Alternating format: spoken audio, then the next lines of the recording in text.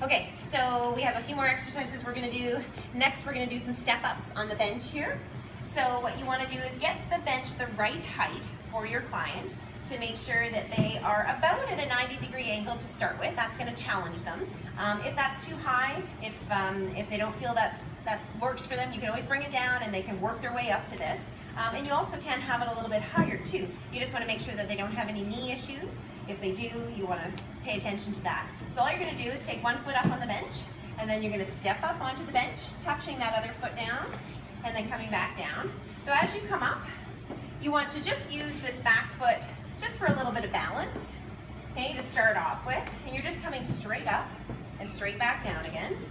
And as you do this, you wanna keep that neutral spine, that body up nice and tall. And you can add to this by bringing up that knee. You can add a knee lift, come down and touch. You can also alternate the legs too. So you can switch one leg, lifts, back down, and then do a few on this side, or just alternate one on each side. Staying nice and tall, really gets into the legs, and it can help get your heart rate up a little bit too. Staying nice and tall and neutral.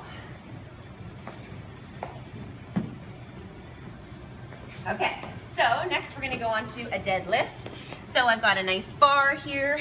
You wanna pay attention to the weight of your bar for your client. You wanna make sure that they don't have something too heavy. This is an advanced exercise, so you wanna make sure they're doing it correctly, because if they are not, they could really hurt themselves. You don't want them to do that. Okay, so standing with a grip, overhand grip on the bar, you wanna take those feet about hip width apart with those toes pointed straight forward, and all you're gonna do is tip from the hip gently, come on down, letting that bar roll down towards the knee, at the same time keeping that neutral spine that you started with, and come on back up again. So from here, rolling down, pushing those hips away from you, and coming back up again. So it's small to start with, and you can get your client just to start here, and then come back up. They don't have to take it as deep as that. As long as they're keeping their spine neutral, they can come down towards the knee. And then they also want to add in a little more glute work, give it a little squeeze back there, push it back, always keeping the knees soft, tipping, and keeping that chest lifted the whole time. Shoulders are back, retracted and depressed. And we're breathing.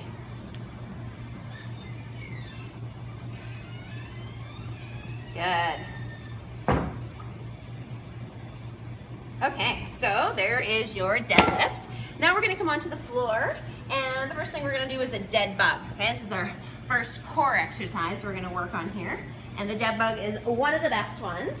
So I want you to lay yourself on your back. Then what you're gonna do is take your knees and line them up above your hips with your feet bent and your toes pointing straight up.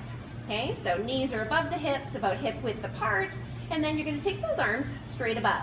And this might be the first level that your clients stay at here, because right here, they have to engage the entire abdominals, transverse all the way through, and make sure that that spine stays neutral. And right here, breathing, and this might be enough for them. And then from here, you could slowly add the arms, and they could rise above you, and then come back up again. And what you wanna watch for is you wanna watch for the rib cage popping up and any space being created in the back there. You wanna make sure that the pelvis stays steady, and you want to breathe.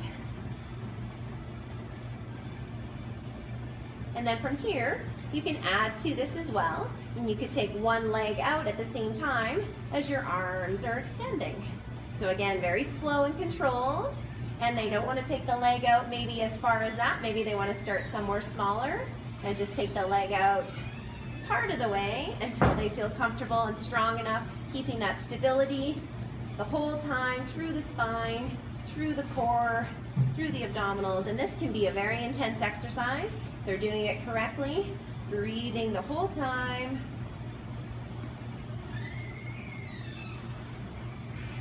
Good. Okay, so from there, I am going to flip over, and next we're gonna do a Superman. So we're gonna lay down on our tummies, and we're gonna work our erector spinae muscles all the way down our back. So you wanna come right down onto your tummy, lay yourself flat down. You want to take those hands about shoulder width apart and those feet about hip width apart. And you want to relax that forehead down so that there's no strain put on the neck or the spine at all. Try not to go into any type of hyperextension.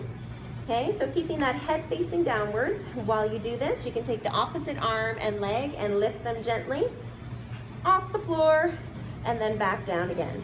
And what you want to think about is you want to think about length versus height. So you want to really reach through the toes and through the fingertips and feel yourself getting longer as you reach versus getting higher. You don't want to think about the height. Remembering to breathe.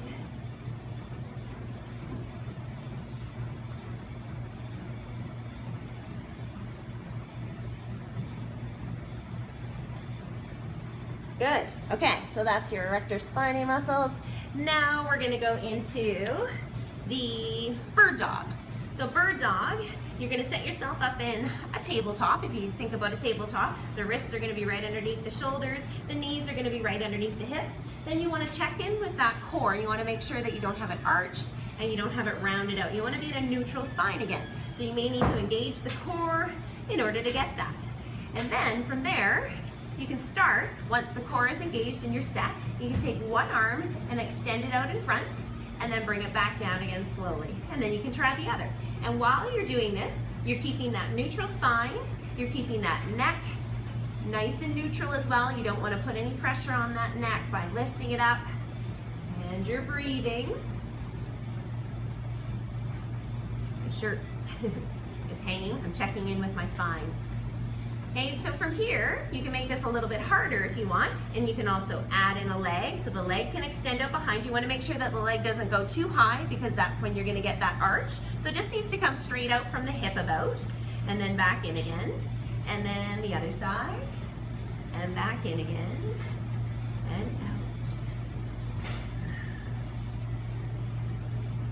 Okay, and then from here, you can also add to this, and you could do the opposite arm and leg can extend together. As long as you've got that core fully engaged and you're ready for this level, you can add to this and make it a little harder.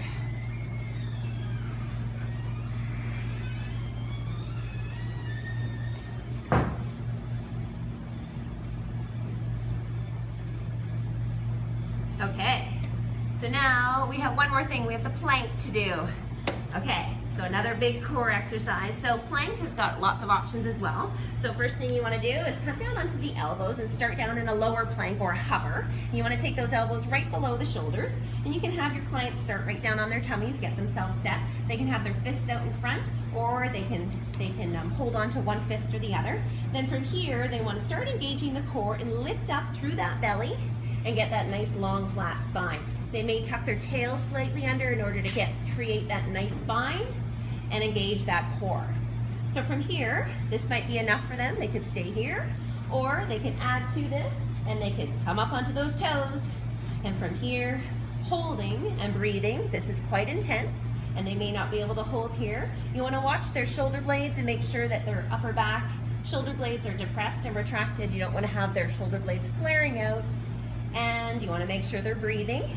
And then from here, you could go into a full plank, taking one hand under the shoulder and the other hand under the other shoulder, and pausing here for that nice strong plank. Shoulders are right above those wrists, breathing and holding. And then, of course, another level, you could take up one leg at a time if you wanted. Extend one leg, come back down. You want to make sure that the hips stay level when you do this. You don't want the hips shifting side to side. Keep that core engaged. And this is intense. Make sure you breathe. Okay, there we go. I'm all